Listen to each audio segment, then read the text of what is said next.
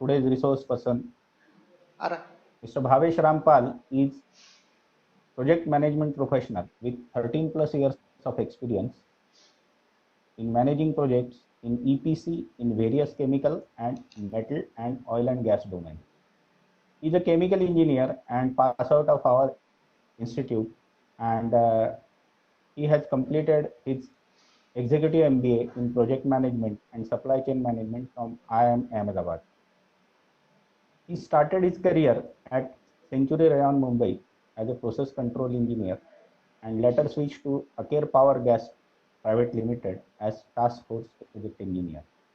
He joined Tata Projects Limited as manager projects in oil and gas hydrocarbon section, and from November 2018 he is working as senior project manager at HAL Offshore Limited, Mumbai. Its key impact areas are project management, EPC management, vendor management, cost and budget management, safety management, techno-commercial operations, team management, MIS reporting, and liaison and coordination. He also worked on international circuit at Konkola deep mining projects in Zambia for commissioning of copper mines and at Abu Dhabi for completion of project of Takrir refinery. I welcome Mr. Bhavesh Rampal and thanks for accepting our invitation, Mr. Rampal. And I now hand over this session to Mr. Bhavesh Rampal for its presentation. Thank you. Thank you, Thakur sir. I hope I am audible.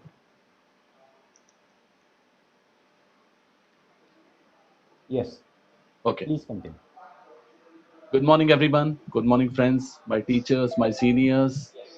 First of all, before telling about myself, I would like to, thank people because of whom I am here.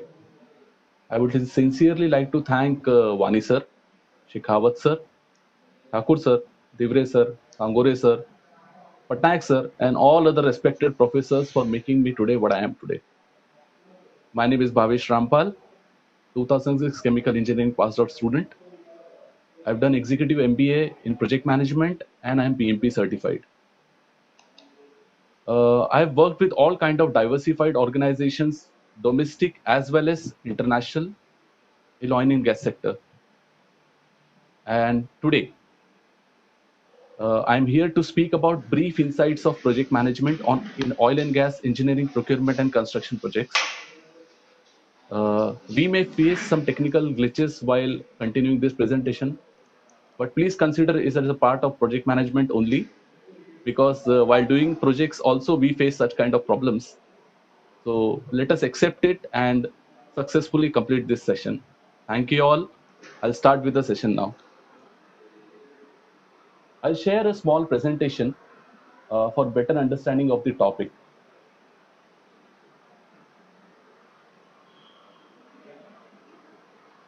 Just a moment, please.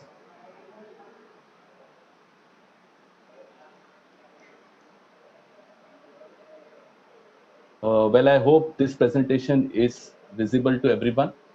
Thakur sir, please confirm if this presentation is visible, please. Okay, thank you. Now, we start with first slide saying what, why, and who. Now, why there is a requirement of a project? Basically, what is a project actually? We start with the basic definition of a project. A bookish definition says that a project is a series of tasks that needs to be completed in order to reach a specific outcome. Series of tasks, number of tasks come together and we complete each task one by one in order to reach the specific final goal. Another definition says project can also be defined as a set of inputs and outputs required to achieve a particular goal. We require many inputs, out of which we generate output to achieve a final goal. Mute केलंय. Now projects can range from simple to complex, and it can be managed by one person or a team, or maybe hundreds of members in a team. For example, for a better understanding of what project is in oil and gas, I would like to place around some examples. Projects can be small projects, big projects. Small projects means value wise and schedule wise. I mean, to complete any project, the basic is time and cost. Every project has some schedule. I mean, a start date and an end date. And in that period, we have to complete the project within time and cost. Within cost. I mean, that is the most important part. Otherwise, we lose on everything. Small projects. I will give some examples on a small project. What kind of small projects can be qualified actually? Suppose there is a plant, already running a plant. Okay. And suddenly there is increase in the capacity of gas. Okay. And plant wants to upgrade itself.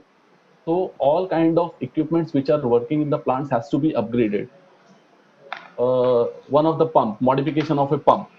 So modification of a pump in a process industry is capacity wise and rating wise. So this kind of small projects keep coming inside the refinery or maybe any kind of chemical plants. Suppose whenever a project area is increased, I mean, when you increase the capacity of the plant, automatically we have to increase the safety of the plant also. So fire water lines or fire water type of projects comes into the picture. So in that case, even fire water pumps capacity has to be increased. Now, while doing this, if it is a modification of a pump, a simple project, then the process engineer comes into a picture. Mechanical engineer who will check the technicalities of the pump, he comes into a picture. Whenever the pump is replaced, or maybe some reactor is replaced, or maybe some distillation column is replaced, civil part has to be done. So civil engineer comes to a picture. Now, just this small things doesn't happen. So whenever equipment comes to a picture, I mean, so there are various piping part involved in this. So piping engineer comes to a picture. Just putting up the mechanical part does not help.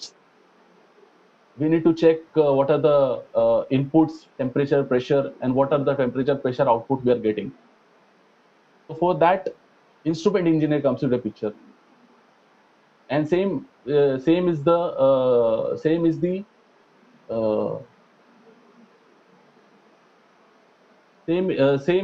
type of work comes for the electrical engineer, where power up is to be given. So whenever there is a project, I wanted to say, whenever there is a project comes up, all kind of engineers come to a picture. Big projects basically are, we have to build up a new plant. Already plant is working, and we have to build up a new plant of capacity increase. So that are big projects. I mean, 1.5 year, 2 years project, and value wise it comes to about 300, 400 crores. It all depends on what type of work has to be done. Now in projects, there is a saying called greenfield and brownfield. What happens in greenfield? Greenfield is a totally new project which comes up where there is no other existing project. I mean, the new land is there, and completely a new project is coming up. Brownfield is the one where already plant is existing, and we have to build up a new plant nearby, or inside a plant there is a modification. So it is very difficult to work in a brownfield type of project as compared to a greenfield. Greenfield, there is no such restriction actually. But in brownfields, yes, safety is most important. All type of permits are required to be taken to work in a brownfield projects. Same type of projects. Suppose I was today talking about oil and gas, but there are projects in IT industries also, small and big projects in IT industries also. Any clients want to develop a software, SAP software or something for their company to handle the inward, outward billing part. So in this phase, IT, computer engineers, comes into picture. So what project management they do is, I mean, even there is a project manager. Okay, they will hire software development guys. Once the software is developed, there will be testing of the software. So testing guys. Okay, if the SAP is to be done, implementation is to be done. So SAP guys are used. We take the help of SAP guys, SAP guys. So there are all kind of projects in oil and gas, IT industry. So uh, now, second point is who generates the requirement of the project? Who are the ones who actually wants the projects? How the requirements are generated? So basically, uh, there are public sector units, there are private clients. Public sector units like ONGC, one of the biggest public sector unit, IOCL, BPCL, and Oil India. Private clients, there could be many private clients. I mean, we could see that Deepak Fertilizer, one of the private client. Okay, so these are the people actually who checks keeps checking the market actually, and they are the ones who generates the requirements of the project. There is a complete team working beyond. I mean, working at the back at the back office who keeps checking what is coming to the market and what kind of project can be developed. So whenever a project is thought about, I mean, whenever a project is thought about, so project feasibility. Project feasibility is one of the important topic is to be considered. What is a project feasibility? Project feasibility is we check whether the land is available. Okay, one of the most important thing. Capital. Now, whatever capital client is ready to put, he will check whether when he will get the returns out of it. So cost of project versus returns is one of the most important part of project feasibility. Availability of land, as I've already told, space. So these are the points which are required to be checked uh, at the inception of a project. Once we see that client is actually uh, ready to raise the money, and there is a availability of resources, there is availability of land, their thought process is once the project is set up, it will take around 1.5 year or 2 years to set up. So their goals are very important. So what they check in future that even after 2 years, this project will be feasible. This project will be actually generating money when it is working. So that is very important to check in a graph of 1.5 and 2 years. Whenever the project completes, it should not happen that a project is completed after 1.5 year and you don't get any returns out of money. So one of the important is future goals. Basically, 1.5 year or maybe 1 year, 2 years, you need to able to check what kind of money you will get out of it. How do we contribute into India's growth? Once the project is decided, it is sent for management approval. Management team checks the budget, any constraints. Uh, Even the one who designs the project also puts up the risk analysis report. What are the risks to be considered? So management also checks about the risk. uh, Risk is one of the things which cannot be transferred, which cannot be mitigated. It can be transferred basically. So how do we transfer the risk? We put up some extra money uh, to take up that risk if it comes in future. So this is how management approves the project. And then what happens is tendering and bidding. In PSUs, public sector units, tendering and bidding, there is one different team who does tendering and bidding. Now, let me come back again to the basics. What is tendering? What is bidding? Tendering is when the project is thought about and project is approved. there are design engineering consultants who helps client to develop the project, which is called feed engineering. In feed engineering, they basically freeze the process. What will be the process which will be followed? Inlet, outlet. What is my raw materials? What is my inlet to the plant, and what will be my outcome? So, design engineering consultant basically for client develops a feed engineering. With this feed engineering, client will put up all the documents all together, and on their website they'll put up a tender.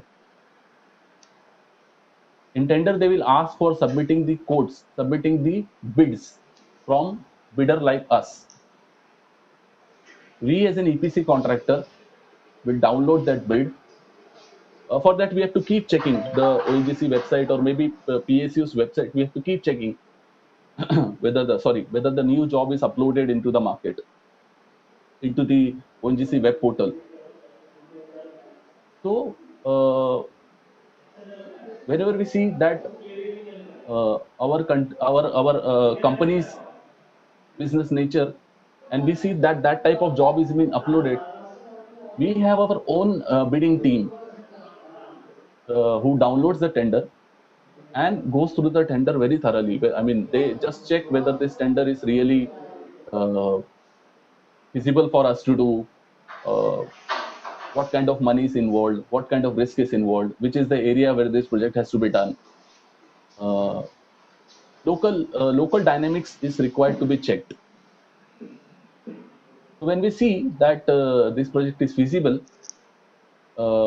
we download the tender, we start studying the project, and we distribute the project list to various departments. The project has been distributed to process team, mechanical team, piping team, instrument electrical team, civil team. So each one of them will study their own part, and they will develop their own budgets. What is the civil budget? What is the process budget? Mechanical budget, piping budget, instrumental electrical budget. Now all these budgets are brought together and studied by the management who is bidding. When they see that it is feasible for our company to do this project, we bid for the job. Now all this thing happens, it takes time. So whenever client puts up a job into their portal, they give us 1.5 months time, and in that time we have to bid the job. So we as a contractor, EPC contractor, we have to check. Sometimes there are some doubts into the tender which we need to ask to a client. So client decides a date that by this date you have to ask us the doubts and we will come back to you. So while bidding the project, client has a requirement that the one who is a bidder like us should have such kind of experience. Suppose there is a compressor installation job is coming up, gas compressors. So the bidder who is there has to have that experience earlier, that they have done such kind of jobs and they've handled such nature of jobs. So this is called as bidding criteria. So bidder has to check the bidding criteria before bidding any job, and has to see whether our company actually can do this kind of job and whether our company has such kind of experience.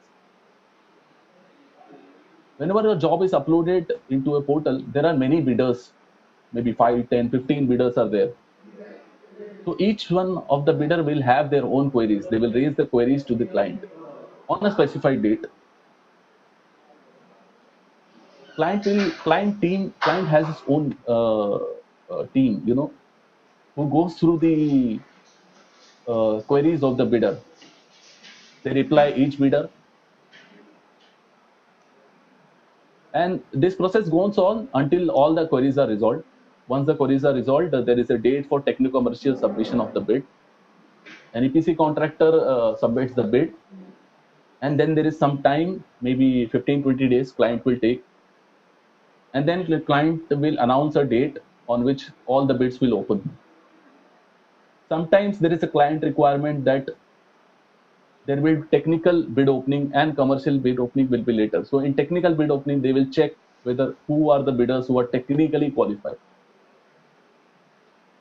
It may happen that some bidders may filter out due to non compliance of technical points of the project. So after final technical compliance,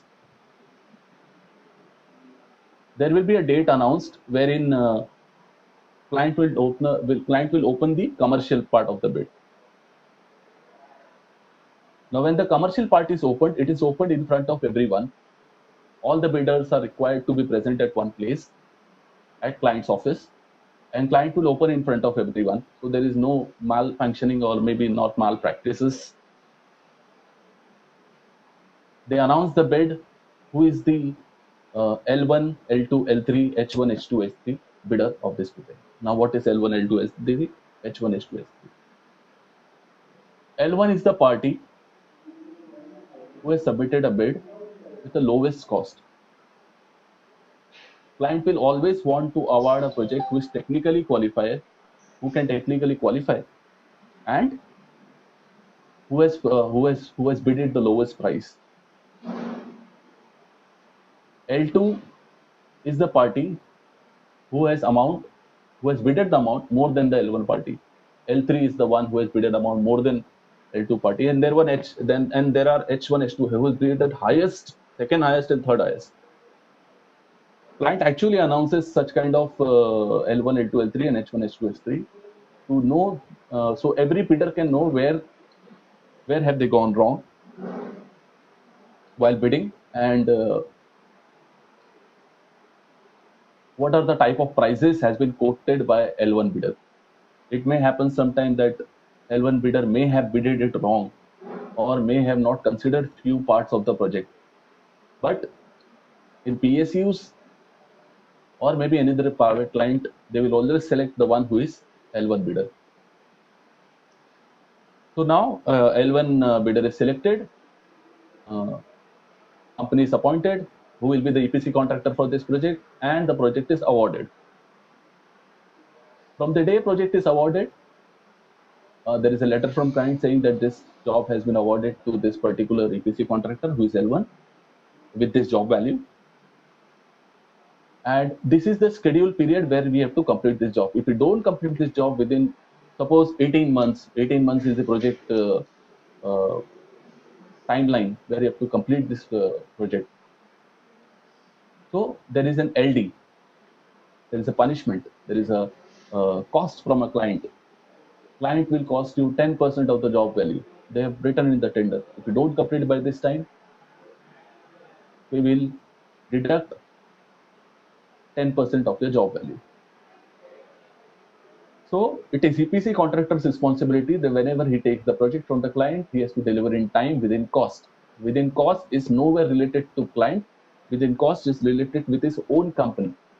Because if does not delivers within cost, profits goes out, there is no bottom line, an EPC contractor loses money.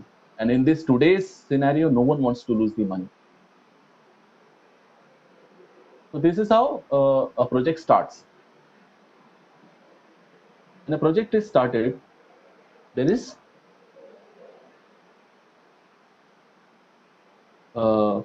with this slide, I would like to show the key highlights of the different phases of project. Tendering, as I've already explained to you what kind of activities happens in tendering. Now the job is awarded. It comes into execution. Execution has again three parts: engineering, procurement, and construction. Suppose there is a plant where already gas is available inside the plant from the natural resource, definitely. And that gas needs to be transferred. Suppose gas is there in the ONGC plant and we need to transfer that gas to ONGC actually sells all this gas to, they are the authorized one to sell all this gas to another private clients or maybe for public use. So gas which is coming from the ground comes with a certain pressure. Okay, and while supplying it to other clients, they require a specific pressure. So gas which comes at a lower pressure from the ground has to be boosted to a higher pressure so that it can be sold off by ONGC to another client. This is one of the typical project example I can go ahead. What happens in the engineering? EPC contractor has got the job. Now this job has to be designed in the engineering. Process parameters are required to be set. Whenever there is gas coming out of the ground with a lower pressure, so equipments are required to be designed in such a manner. Compressors are required to be taken. Gas compressors are required to be taken in such a manner that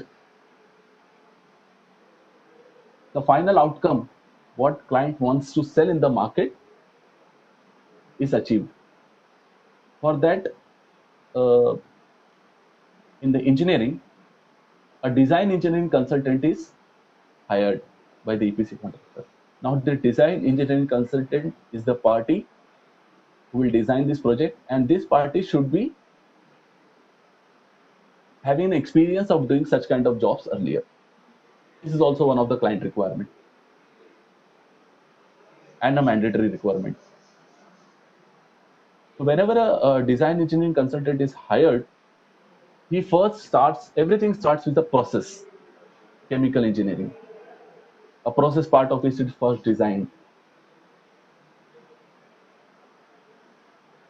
While designing the process part, the initial process is put into a HYSYS software where they check what is the outcome, what is the input if we applied, what can be the temperature and pressures according to which we can select the compressor. So this is process. With this process, parallel activities are carried like civil site survey. Civil team will go to the site, they will do the site survey where the things has to come up, whether the compressor has to be installed. They will check the soil, nature of soil has to be checked. If the soil is too loose, then the foundations are to be strong so that compressor does not fail. If the soil is good, then you have to check what kind of foundations are to be given. So this comes under, these are the parallel activities which is actually going on in a project right now. We have to take this project as a live now. So it will be better for us, everyone has to understand this. So civil part is going on, civil team is checking regarding site. Piping team also visits site and check what are the problems inside the site. How do we route our piping? Suppose any structure is coming in between, any other equipment is coming in between. So this is how piping teams also visit site. Along with electrical instrumentation team, even they check what type of cable route is to be followed, or like what type of modifications are required to be done inside their already existing client electrical room substation, so that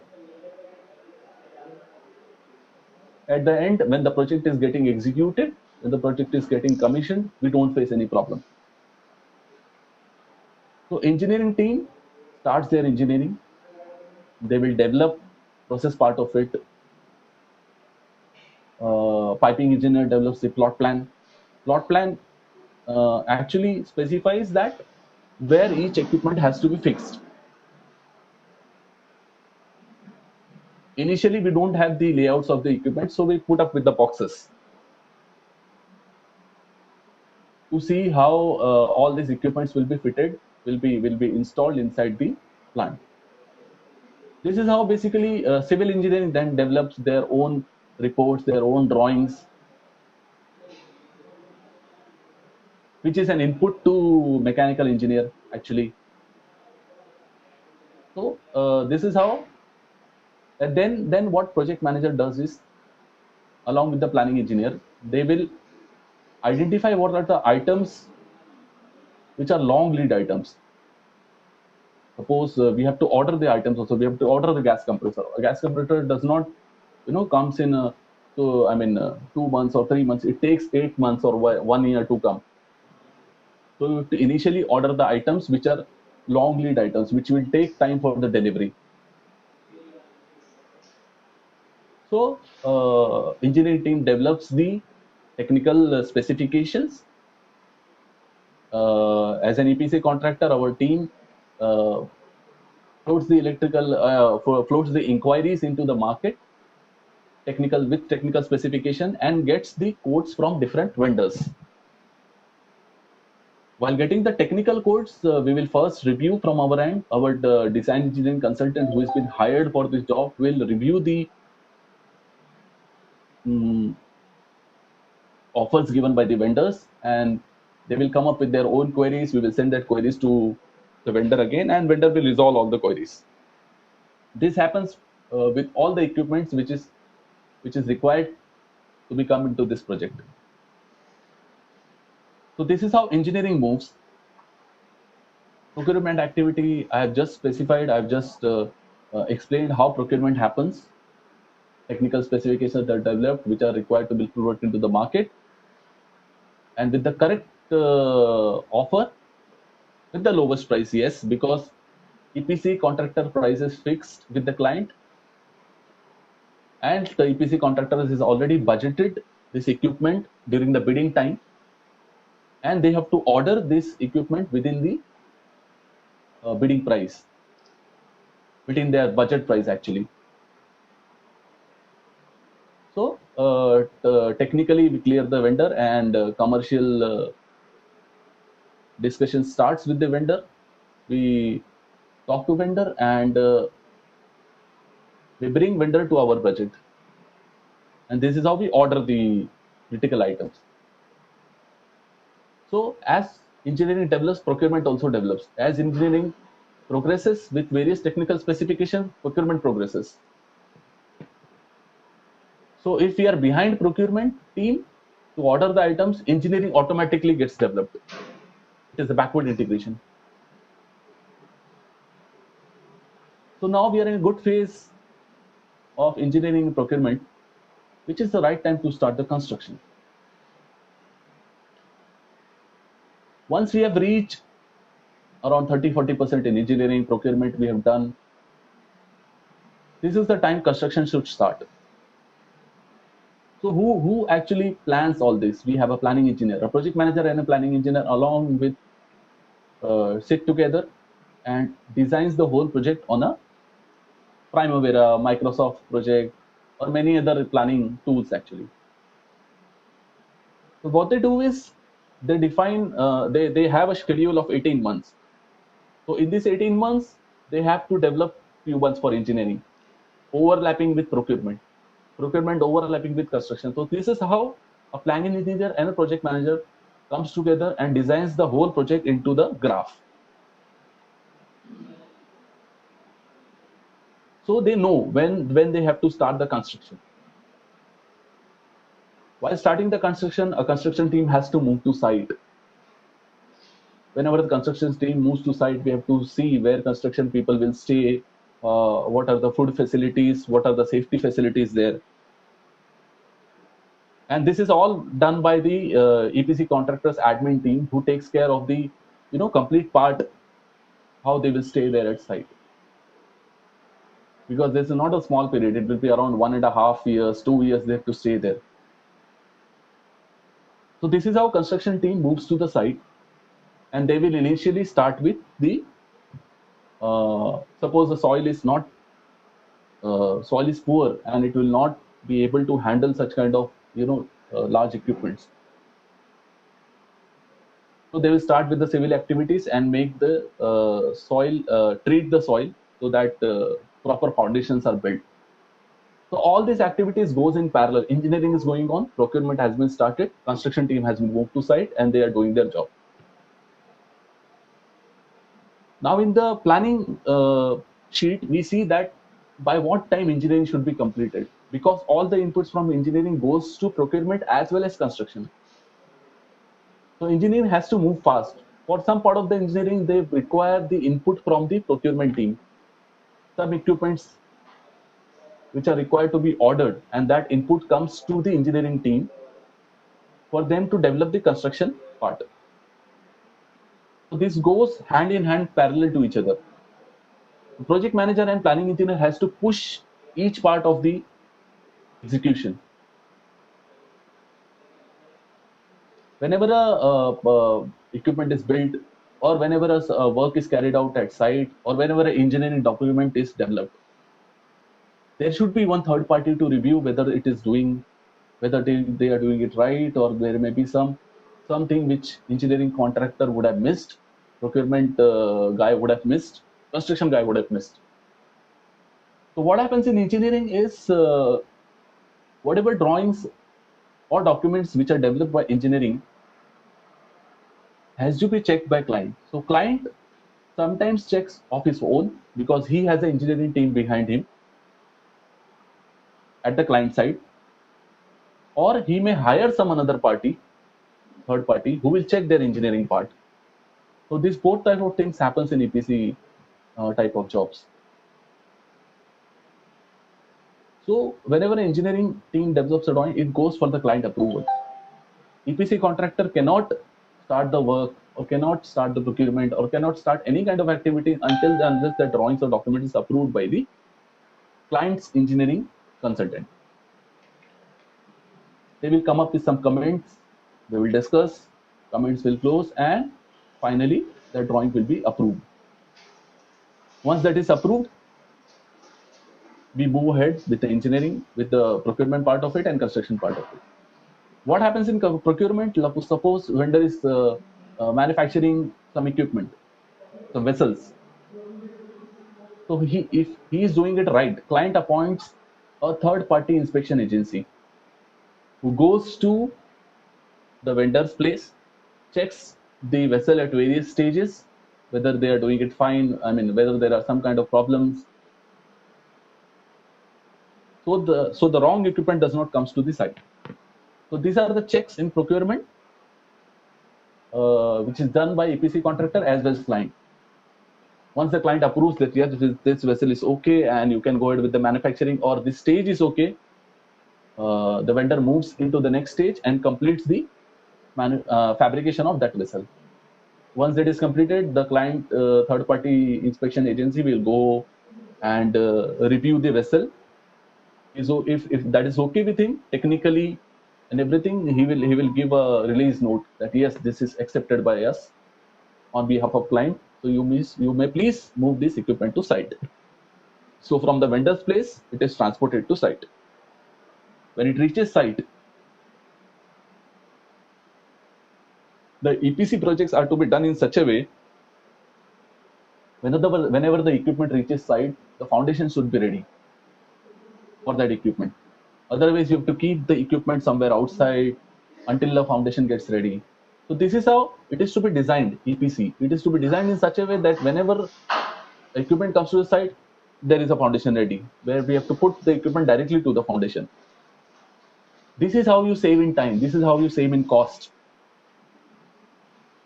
And this all is taken care by the project manager, who oversees all the phases of the project. All different departments of the project is looked out by project manager. He has to see whether site is working fine, whether site is doing the right thing.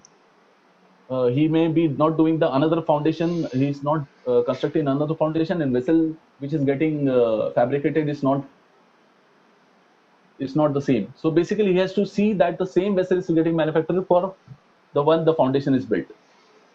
He has to prioritize the items. Which items are required first, which items are required later. So this is all looked upon by the project manager and the planning engineer. Now, after every month or 1.5 month, maybe monthly, fortnightly, project manager and planning engineer reviews the project, and they see that by this month we had to reach this much of percentage into the engineering, this much of percentage into the procurement, and this much of percentage into the construction. Now we have to check whether we have reached that state or not. We may see that sometimes we are good in engineering, good percentage has been achieved, but not in procurement. Procurement, we are lagging. Construction, we are lagging.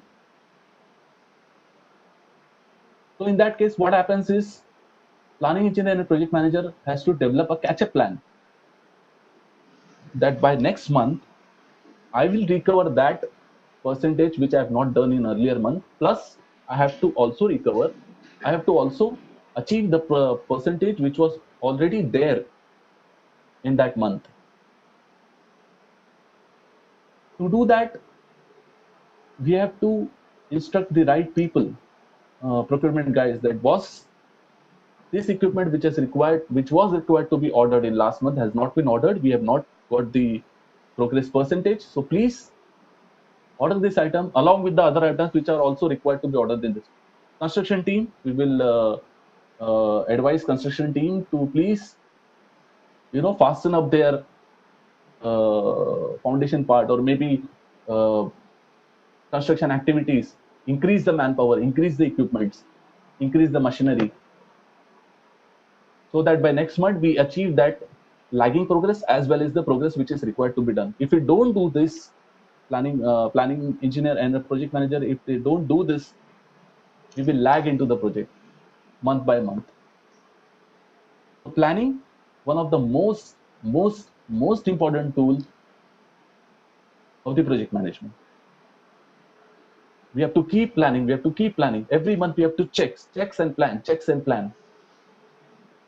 If we don't do this, suddenly if we don't plan, we don't see, after 6 months we come to know that we are lagging by 15%, 20%, which is not, we will not be able to cover, because there is some limit, there is some capacity of the manpower to cover those lagging progress. Once the lagging progress is unachievable, we will not be able to cover that, and our project will slip from 18 months to 20 months, 22 months. And whenever we do that, we lose money. How do we lose money?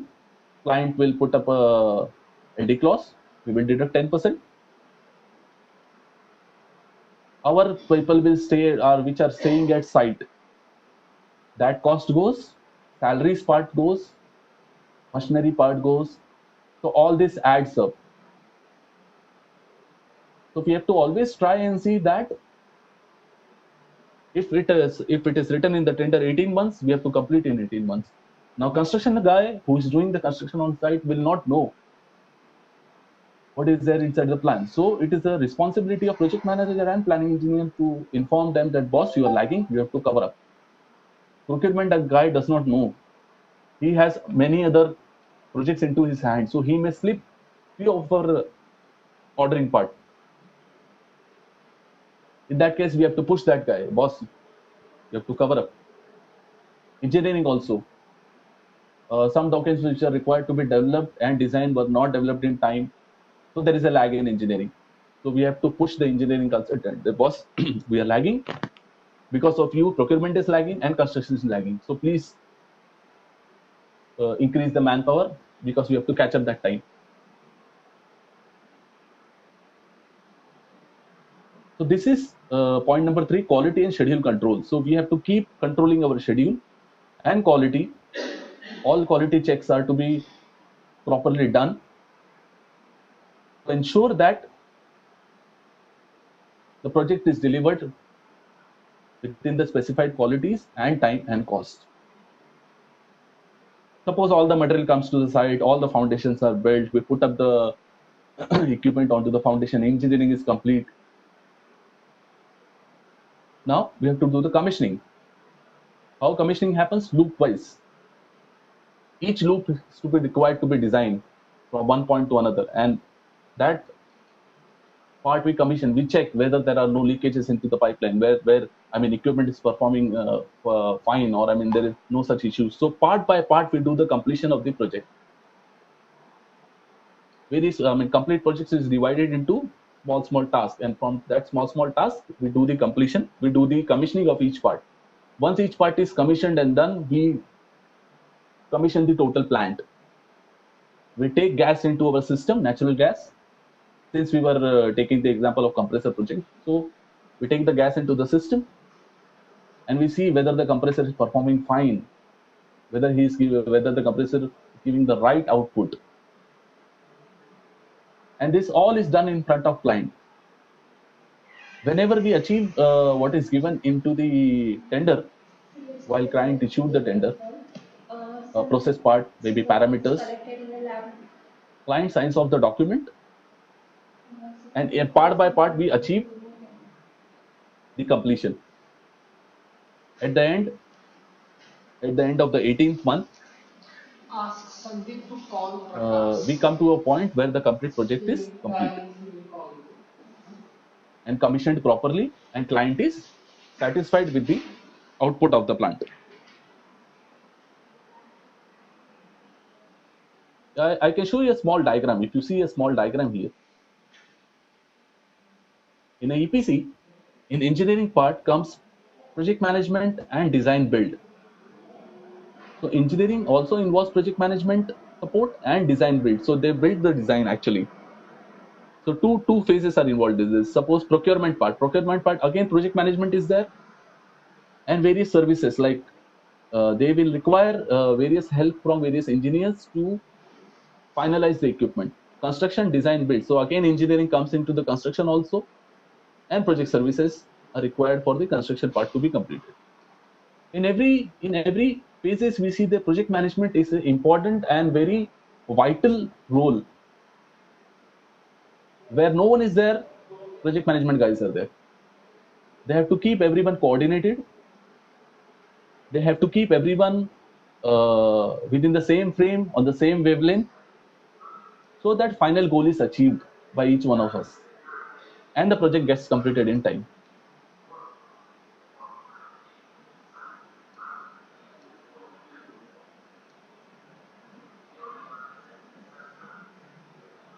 Now,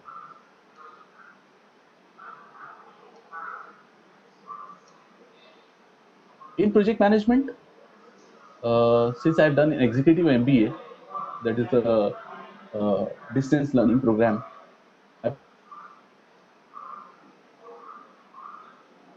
management, and I wanted to learn something more in project management. So I have done that executive MBA, and after that I came to know about the PMP, which is top gross certification currently available in project management. So I wanted to do PMP also. Now PMP teaches the projects into a different manner. What we do, project management, and how it is to be done actually. So project in PMP, there are 5 phases of project management. Initiation. I will read out few lines. Initiation, before you can execute or even plan a project, you have to show that there is a need for it. So there is a team who decides the need, who comes up with the need. Yes, we want this project, and which can give us capital gains. It will be growth to our country, and that it will give your organization a return on its investment. That's what I've tried to explain by creating a business case and feasibility study. This is the initiation part. Planning. Once the project has been approved, it is time to create the schedule and tasks, and secure the necessary resources for your project. In a company, suppose the project is awarded, I have to secure the resources. I have to go to the management. I would like to say that I want this guy, I want this guy for my piping, for my mechanical. If he is available, please provide me. So management decides the project team. So that's what in planning, then secure the necessary resources for your project. You will also need a mechanism to decimate project communications and project and reports. We have to develop communication protocol. How do we communicate with each other? So this is decided in each project, and a plan. In planning part, we will decide how we will go about it, what we will do at what time. As soon as the planning is done, execution comes into the picture. So what it says is, once the roadmap has been created, it's time to start. But that does not mean you will be simply cruising to this phase. It's not easy task. the execution. I mean, whatever we think, whatever we plan, it does not goes in the same way. It always fails. I mean, all kind of unavoidable situation comes into the picture. Rains, one of the most unavoidable situation. I mean, the places where we work, our company works in Assam, our company works in Gujarat. In Assam, what happens is most of the times you never know rain will come. I mean, rain will come, and unpredicted rains are there. Even locally, there are too many challenges there. So these are the points which are required to be taken care, which we don't know, which will come as a roadblock. So it is not an easy path for a project manager and a planning engineer to go about. So execution, every day is a new day.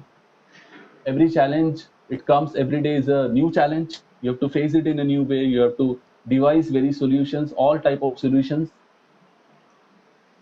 to actually overcome such kind of roadblocks. That's what it's trying to say. It's time to start, but that does not mean you will be simply cruising through this phase. You're assigning tasks to team members and dealing with the complete project. Okay, execution has been started, planning has been done. Okay, fine. The most important part, monitoring and control. You have to keep monitoring wherever project is going. You have to keep planning, keep checking. There will be issues that arise over the course of the project. So it's crucial that you are monitoring the project progress and controlling those changes. Whenever we see that there is a problem, we are lagging in time, we are spending more in cost. We have to also check the cost part of it. We have total budget with us, so we have to always also keep checking the cost part of the project. Whether we are losing more money in some equipments, we are losing more money in construction. So how do we make up that money into other tasks? So plus minus here and there, we have to keep ourselves inside the cost. Otherwise, there is no point in putting up a project in a loss. So it is very much crucial that you're monitoring the project progress and controlling those changes. Closure, what happens in a closure? So this is the fifth phase of the project management in a PMP way. The project isn't over. Once the deliverables have been delivered, there are still outstanding contracts and other paperwork that need to be signing, distributing, and archiving for use when planning future projects. Suppose a company has a good experience in developing certain kind of projects. From where does this company achieve those experience? They have done this kind of jobs earlier. So there are some people who will help you in the company that this kind of problem we faced in that project, so we should not face the same kind of problem in this project. How do we come to know about it? Whenever we do a project, or maybe earlier my seniors have done the project, they would have archived some kind of documents wherein they have put the all kind of problems they have faced, all kind of documentation they have archived. So whenever such kind of project comes in future, our company needs to go back to that documents and check that what was the problem they have faced, and we should not face that problem. However, we'll face in some another way some another problem. So this is what is closure means in the PMP. Distributing and archiving for use when planning future. There is a small diagram shown here: initiation, planning, execution. In execution, from planning to monitoring and controlling, we have to keep we have to keep controlling, we have to keep monitoring. In execution, you will come up with a change request. What is a change request? Suppose we are lagging in, as earlier explained, suppose we are lagging in schedule, suppose we are lagging in cost. So there's a change request which goes again to the planning, and again they monitor and control, and this is how delivery and reporting comes out, and we move towards closing of the project. So this is how PMP, project management, looks. So 5 phases: initiation, planning, execution, monitor and control, and closure of the project in a better way.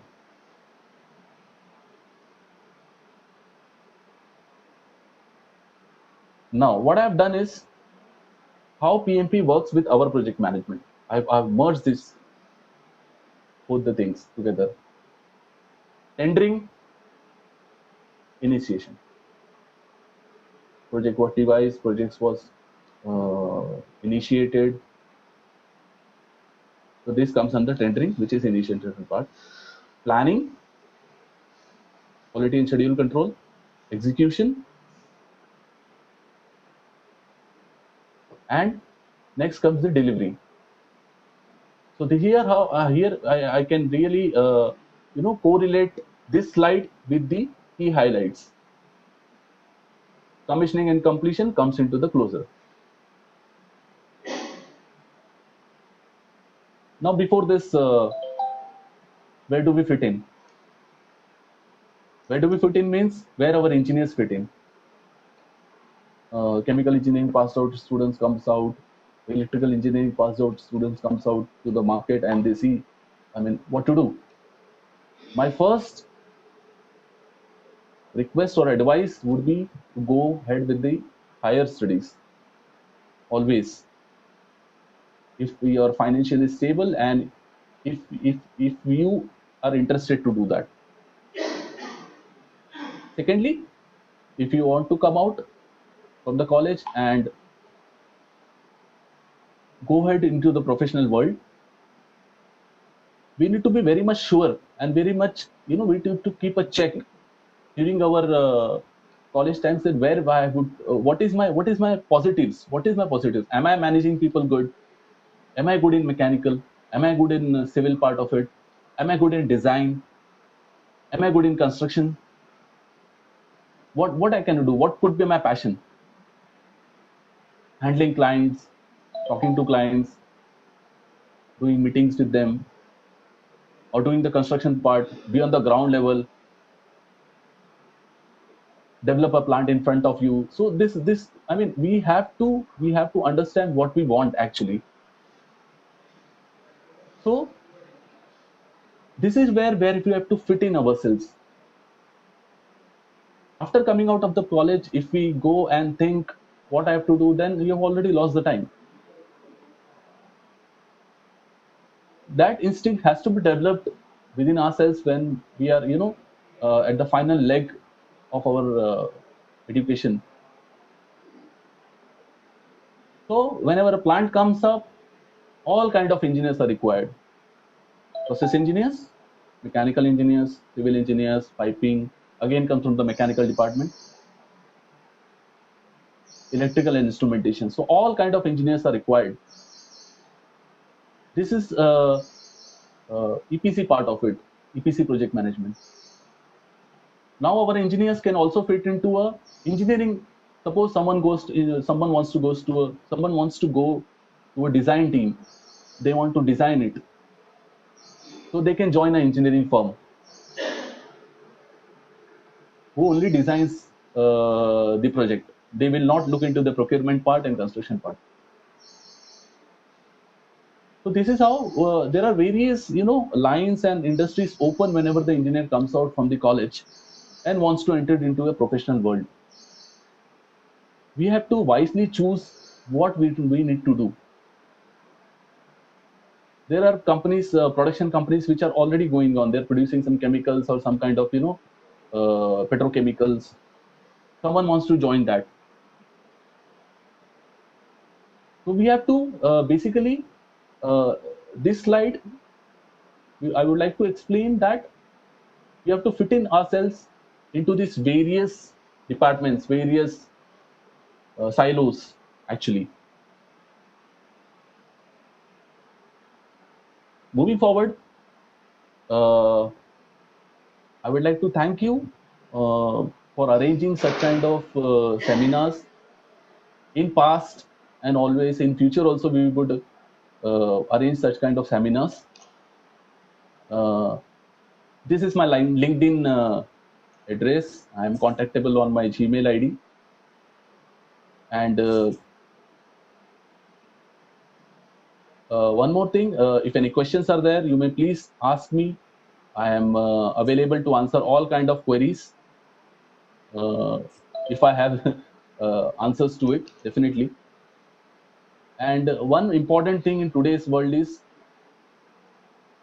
uh, accept when you lose. You actually have to accept when you're losing. Don't find it difficult. Don't find it as the end of the world. In our professional environment also, and during studies also, we would find some time that those are bad days. We are not achieving grades which we planned. We are not achieving the professional goals which we planned in this year. So don't actually, losing is a part of it. It does not actually defines your capability. Your capability is much much much higher than uh, you think you're losing actually. So be positive. There are some bad days, there are more good days. Accept it and really move forward into this world. It is very nice world. Everyone will welcome you. I am there to help you out. So with this, I would like to end this session, and I will give it back to Thakur sir if there are any questions to be answered. Hello, Mr. Bhavesh Rampal. Yes, sir. Thank you for your excellent presentation on the topic. Yes, sir. Oil and gas investments. There are certain questions from the participants. Yeah. One of the questions is asked by Dr. Arun Lokhande from MGM College of Engineering. He asks Yeah. about what grounds budget allotted to the vendors, and it is on the basis of whether it is on the basis of cost of the equipment or the project of cost of the whole project. Basically, if I understand your question, the gentleman wants to ask that on what basis the budget of the vendor is decided, right? I mean, for a particular equipment. On what grounds the project is means the budget is allotted? For a project or for that particular item? See, for whole cost of the means project cost. Okay. So what happens is Especially to the vendors. Yeah. See, basically, whenever the job is in tendering stage, what our teams does is there are some basic rules. There are some basic, thumb rules. Engineering has to be this much percentage, maybe 2.5% of the project value. And we during the bidding time, we actually take offers from the vendors, and based on that offers, we design the complete procurement part of it. So if the job is awarded, we go back to our bidding part and we check what kind of budget was allotted for that package, because that is not designed, that budget is not designed by us.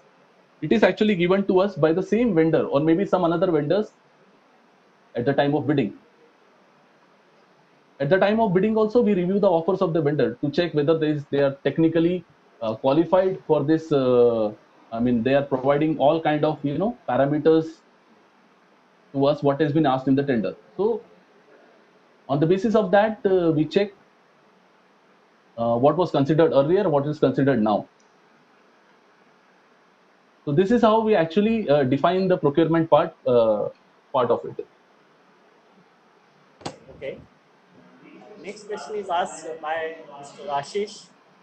He is asking about the role of chemical engineer in project management. Okay. Chemical engineer. I am a chemical engineer. Chemical, of course. Yeah. So basically, what happens is it totally depends on the as I said in my presentation in one of the point, that it totally depends on what passions you want to pursue. My passion was not into design, actually. I know, I am not good in design. I know I am not good in technicals. There are some people who are very good in technique. So what happens is a chemical engineer can definitely be go into project management. In project management, there is a project engineer. he can start with a project engineer, handling all kind of mechanical part, process part, and piping part of it. So these are all related, departments. Whenever he feels that he's good, whenever we feel that he's good, I mean, in handling process part, mechanical part, and piping part, then he can move himself to another departments like electrical and instrumentation. So after few years of good experience, he'll be knowing all kind of project management part. So he may move to a project manager. If he wants to do a planning, he can go to the planning team of it. So there is as such no no roadblock or no such stop to anyone who can, we can go to various departments, and we can prove ourselves. So yes, chemical engineer can do a good part in project management. Okay. I'll take now last question. Yes, sir. Actually, many participants ask this type of question. One of our faculty member, Dr. Nikhil Garis, also asked this question. What is Yeah. risk assessment in oil and gas projects?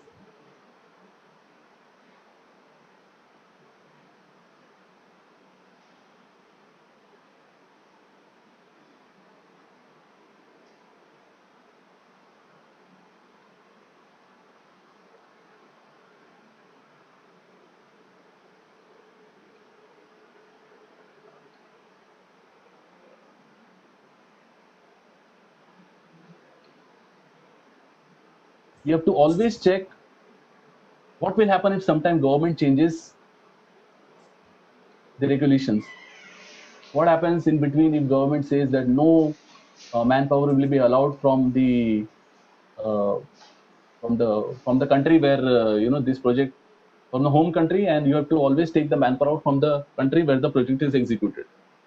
So this kind of risks, we have to, I mean, risk assessment is basically they will check whether that country has such kind of history in past few years. How are the other projects actually going on?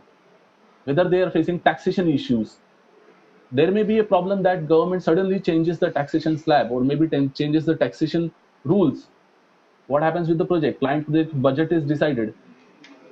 So such kind of risk are to be assessed while going into a new dimensions, where into a new geographical area where the project is to be done.